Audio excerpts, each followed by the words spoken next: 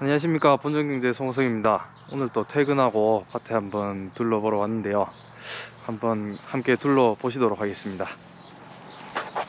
네, 얼마 전 주말에 비가 조금 내렸죠. 네, 요번 비로 인해서 가뭄은 일시적으로 약간 해소가 된 것 같고요. 보시면은 순도 이제 멈춰갑니다.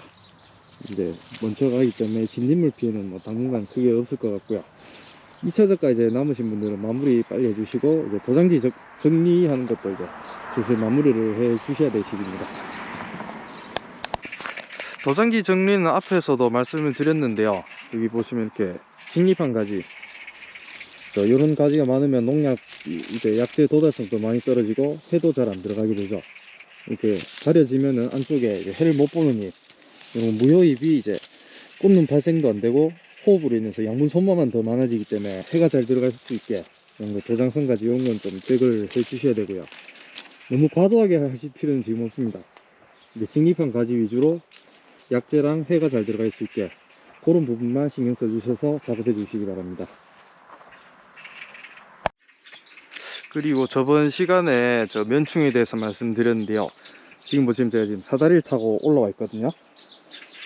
상단부에도 이미 면충이 붙기 시작했습니다.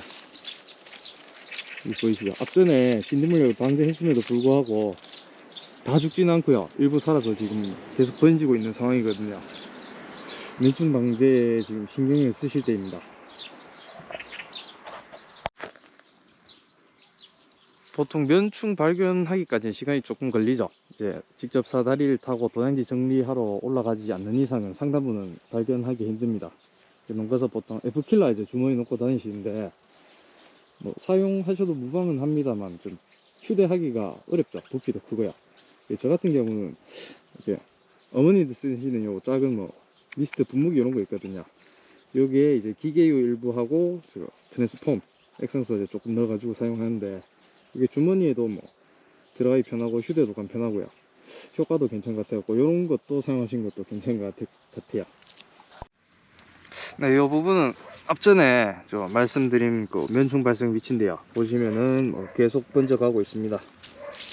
아시다시피 면충은 뭐 뿌리 틈이나 조피 이런 데서 월동해 가지고 올라오고요, 전지할 때 절단 부위 이런 데서 발생하기도 하고요. 전에 밴드에서 말씀을 드렸는데, 제초제 하단부 거의 살포하시지 않습니까? 살포하실 때 기계유 같은 거 조금 넣어 주시면은 이런 것도 방제되니까요, 그렇게 방제를 좀 부탁을 드릴게요.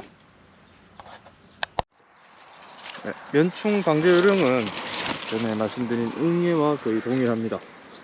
면충이 가지 끝보다는 수간 안쪽부터 먼저 발생하기 시작하니까요, 도장지 정리가 우선적으로 되어야 되고요. 약은 최소 300평에 한 차, 그 정도 푹 치셔야 수간 안쪽까지 약이 골고루 들어가기 때문에 그 점 좀 지켜주셔야 됩니다. 그렇게 해서라도 뭐 방제가 되지 않는다면은 최악의 경우 짱대로 이제 사용하셔가지고 방제를 해야 되는 경우도 발생할 수 있으니까요. 그 점 참고해 주시고요. 면충 방제에 대해서 추가로 말씀을 드리자면은, 보통 면충 방제를 할 때는 침투성이 강한 유기인계 살충제랑 이제 진딧물 전용 약재가 들어갑니다. 육아기 때는 이제 방제할 수 있는 이제 그로포나 데스반 이런 게 단종된 상태고요. 지금 사용하실 수 있는 거는 돌격대 분산성 액제가 있습니다. 약을 살포하실 때 약 농도를 진하게 치는 것도 중요한데, 그것보다 정량으로 치시되 이렇게 수관 안쪽까지 충분히 약이 들어갈 수 있도록 푹 치시는 게 가장 중요하다고 생각됩니다. 그리고 홍로 같은 경우는 탄저에 취약하기 때문에 6월부터 이제 중간 방제를 해 주셔야 되는데요, 중간에 탄저 위주 포리전 골드, 다코닐 이런 약들 중간약으로 살포를 좀 해주시고요. 다코닐 같은 경우에는 온도가 많이 높아지는 6월 하순부터는 이제 안쪽에 황엽이 질 수 있기 때문에 다코닐 같은 경우는 늦어도 6월 중순까지는 살포를 좀 해 주셔야 됩니다. 네, 홍로는 이제 황산가리 살포 시기가 되었습니다. 올해 추석이 빠르다 보니까 늦어도 8월 말쯤에는 다들 수확을 예상하고 계신데요, 황산가리는 300평에 한 포, 아니면은 최대 300평에 2포까지는 살포하셔도 무방하고요.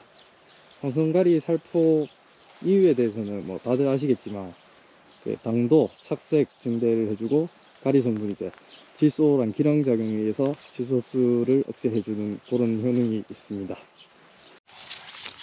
마지막으로 이제 농가에서 지금 출장을 다니고 있는데 대부분 이런 증상 때문에 요청하신 분이 많습니다. 보면 숲에서 이제 물이 흐르죠. 이게 뭐 수분 스트레스인데 특히 올해 같은 경우는 더 심합니다. 왜냐하면 작년부터 해가지고 최근 들어서 거의 비가 없었거든요. 그런 상태에서 지금 수분 스트레스에 지난해 동해까지 겹치면서 이렇게 수액이 흐르거나 아니면 검은 점이 박히는 가지 견무늬성병 이런 게 많이 발생하고 있거든요. 특히 여름 사과에 많이 발생을 합니다.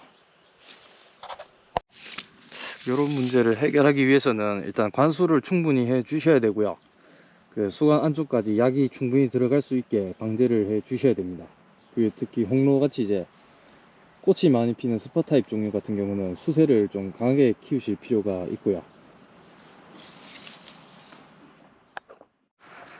네, 이제 해도 좀 저물어지고요. 퇴근하고 좀 급하게 찍다 보니 빠진 부분이 있을 수 있습니다. 그런 부분 좀 양해를 부탁드리고요. 현장 방문이 필요하신 농가는 사무실로 연락 주시면은 언제든지 나가서 도움 드리도록 하겠습니다. 네, 감사합니다.